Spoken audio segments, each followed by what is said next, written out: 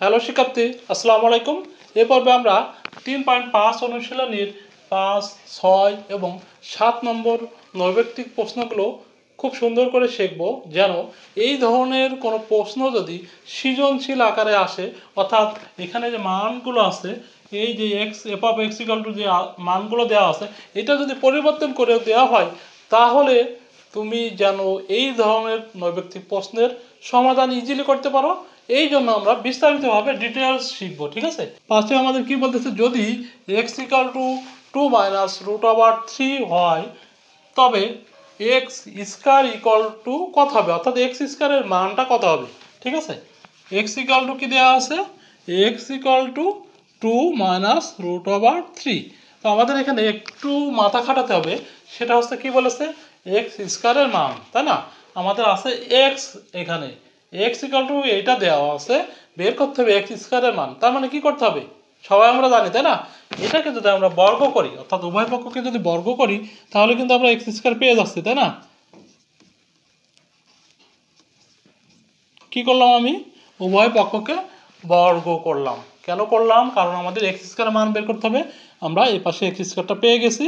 এখন এইখানে আমরা দেখব এইটার একটা সূত্র আছে, তাই না। সূত্র নম্বর 2, সেটা কি, সবাই জানি আমরা, a minus b whole square equal to a square minus 2ab plus b square, তাই না। ওকে, আমরা এই সূত্রটা এখানে লিখে ফেলবো, অর্থাৎ এ স্কোয়ার মানে কত, 2 এর হোল স্কোয়ার মাইনাস সূত্রের 2 ইন্টু এ বি, এ মানে কত এখানে 2, বি মানে কত রুট ওভার 3 প্লাস বি এর হোল স্কোয়ার, অর্থাৎ রুট ওভার 3 এর হোল স্কোয়ার, ঠিক আছে। আমাদের এই সাইডে কিন্তু আর কিছু করা লাগবে না, যেহেতু এক্স স্কোয়ার আমরা পেয়ে গেছি। এখন এখানে আমরা ক্যালকুলেশন করলে 4 পাচ্ছি, এখানে 2 অর্থাৎ 4 রুট ওভার 3 পাচ্ছি, আর এখানে প্লাস এটা কিন্তু কেটে যায়, অর্থাৎ 3 পাচ্ছি। তার মানে ফাইনালি আমরা কি পাচ্ছি, এটা যোগ করি 7 মাইনাস 4 রুট ওভার 3, অর্থাৎ আমরা দেখতে পাচ্ছি খ নম্বরে কিন্তু দেওয়া আছে এটা, সেটা কি 7 মাইনাস 4 রুট ওভার 3, এটাই এর অ্যান্সার হবে, খুব easy. Next one 6 number, F of x equal two x square minus হবে এখানে x square minus 5x plus 6, এবং F of x equal two 0 হলে এক্স ইকাল টু কত হবে, খুবই ইজি কিন্তু। তো আমাদের বুঝে বুঝে অঙ্কটা করতে হয়, যেন ভুল না হয়, ঠিক আছে। দেওয়া আছে কি, F of x equal to x square minus 5x plus 6, ঠিক আছে। এখন আবার বলা আছে এখানে F of x equal to 0, এই জায়গাটা কিন্তু আমরা প্যাচ লাগাই ফেলি, তাই না। F of x equal to 0 তার মানে কি, খুবই সহজ বুঝলে, কিন্তু আমরা এইটার মান কিন্তু 0 বসাতে পারি, ঠিক আছে।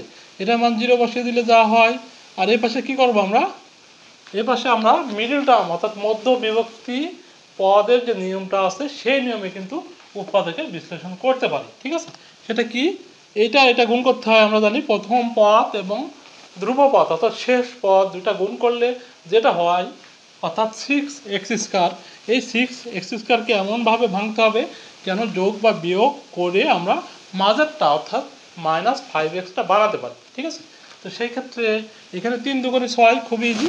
এখানে মাইনাস 5x করতে হবে, এই জন্য আমি কী লিখবো, minus 3x minus 2x plus 6, ঠিক আছে। খুবই সহজ, 3 দুগুণে 6 ছিল, তো এইটার এটা এখন তুমি যোগ করে দেখো, এই মাইনাস 5x হবে, আবার মাইনাস 2x আর মাইনাস 3x যদি তুমি গুণ করো, তাহলে এই প্লাস 6x স্কোয়ারটা চলে আসবে, ঠিক আছে।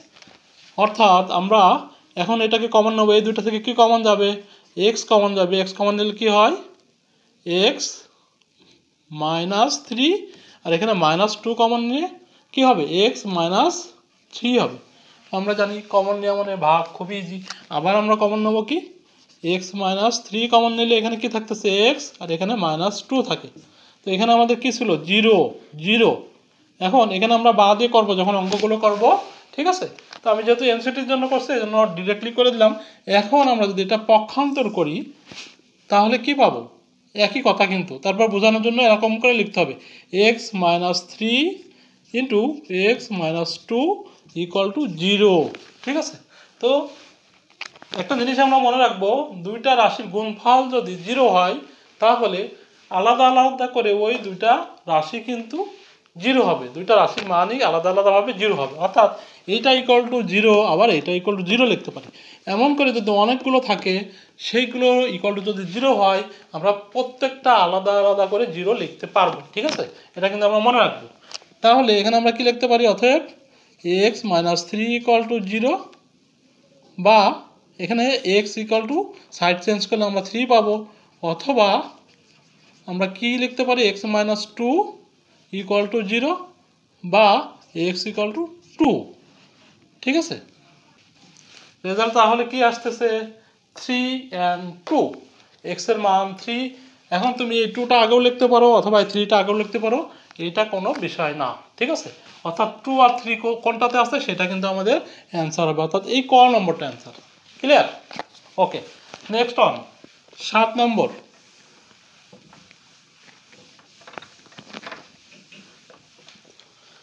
7 নম্বর কি আছে, 9x² প্লাস 16y² এর সাথে কত যোগ করলে যোগফল পূর্ণবর্গ রাশি হবে। আগে কিন্তু আমরা অঙ্কটা বুঝবো। ঠিক আছে, অর্থাৎ এইখানে যে রাশিটা দেওয়া আছে এটার সাথে কত যোগ করলে টোটাল অঙ্কটাকে আমরা বর্গ আকারে লিখতে পারবো। ক্লিয়ার? ওকে, তো আমরা এখন দেখি এখানে কি আছে আমাদের, 9x² প্লাস 16y² এটা দেওয়া আছে, তাই না? আমাদের কি করতে হবে, টোটাল হোল স্কয়ার করলে যেটা পাবো সেটা এইটার সাথে কি যোগ করতে হবে সেটা বের করতে হবে। তো খুবই ইজি, আমরা যদি এটাকে লিখি 3x এর হোল স্কয়ার, এখানে যদি একটু গ্যাপ করে 16y, তাই না, এটাকে আমি ভাঙতে পারি, আমরা 4y এর হোল স্কয়ার লিখতে পারি কিনা, তাই না?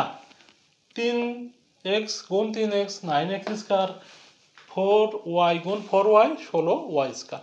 কেন লিখলাম, আমরা সূত্র বসাবো এইখানে, প্লাস সূত্রের কি নেব, একটা 2 নিলাম। 2 নেওয়ার পরে এটাকে a ধরি আর এটাকে যদি b ধরি, তাহলে কত হবে, 2 × a × b, অর্থাৎ 4y। ক্লিয়ার? ওকে, আশা করি বুঝতে পেরেছো। এখন আমরা এখানে কি পাচ্ছি, 9x², যদিও করা লাগে না, অ্যান্সারটা চলে আসছে, তারপর আমি শিখা দিচ্ছি।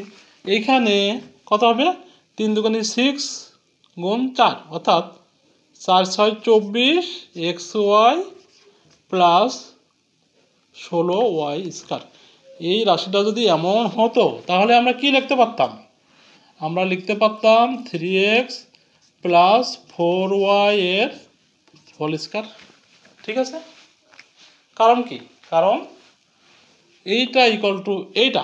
তো আমরা এখন অ্যান্সারটা পেয়ে গেছি কিভাবে, আমরা এই যে 9x² আর 16y² যদি পাশাপাশি নিয়ে আসি, তাহলে এর সাথে আমরা কত যোগ করেছি এবং পূর্ণ রাশি পেয়েছি 24xy। যদি যোগ করি তাহলে আমরা পূর্ণ বর্গ রাশি পেয়ে গেছিলাম, তাই না?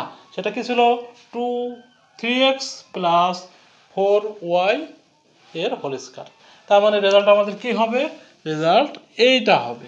ঠিক আছে, তো আশা করি তোমরা বুঝতে পেরেছো। পরবর্তী পর্বে দেখা হবে, সবাই ভালো থেকো সে পর্যন্ত। আল্লাহ হাফেজ, আসসালামু আলাইকুম।